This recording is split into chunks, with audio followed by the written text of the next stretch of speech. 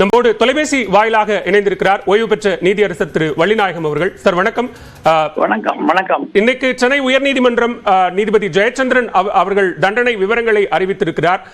அமைச்சர் பொன்முடி, அவருடைய மனைவி விசாலாட்சி உள்ளிட்டோருக்கு 3 ஆண்டுகள் சிறை தண்டனையும் தலா இருவருக்கும் 50 லட்சம் அபராதம் என்பதும் அறிவிக்கப்பட்டிருக்கிறது. எப்படி பார்க்கிறீங்க?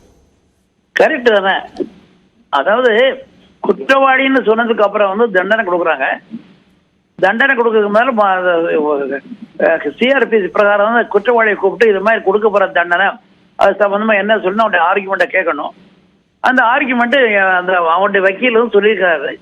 அதை கன்சிடர் பண்ணி 3 years punishment as well as 50 lakhs fine எப்படி போட்டாரு.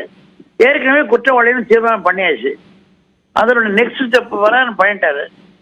அதுல என்ன தவறு இருக்க முடியும்னு தெரியல எனக்கு. இல்ல, இது தவறுன்னு யாரும் சொல்லல. உச்ச நீதிமன்றத்திற்கு மேல்முறையீட்டுக்கு செல்வதற்கான ஒரு வாய்ப்புக்காக கால அவகாசம் என்பது கொடுக்கப்பட்டிருக்கு. உச்ச நீதிமன்றம் இந்த வழக்கை எப்படி அணுகும்னு எதிர்பார்க்கலாம்? சார், உச்ச நீதிமன்றம் அதுல 2 ஸ்டேஜ் சார். உச்ச நீதிமன்றத்துல அங்க அட்மிஷன் ஒண்ணு இருக்குது. அதை அட்மிட் பண்ணலாம். எஸ்எல்பியில சுப்ரீம் கோர்ட் ஆட்டோமேட்டிக் அப்பீல் சொல்ல முடியாது. அவர் அப்பீல் பண்ணும்போது சுப்ரீம் கோர்ட் அப்பீல் ஏத்துக்கணும்.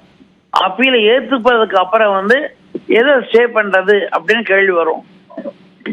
தண்டனையை ஸ்டே பண்றதா, கன்விக்ஷன் ஸ்டே பண்றதா அப்படின்ட்டு 90% தண்டனை ஒண்ணா ஸ்டே பண்ணலாம், கன்விக்ஷனை ஸ்டே பண்ண மாட்டாங்க. மிக்க நன்றி திரு வள்ளிநாயகம். இணைப்பில் உங்களது கருத்துக்களை எங்களோடு பகிர்ந்து கொண்டமைக்கு நன்றி.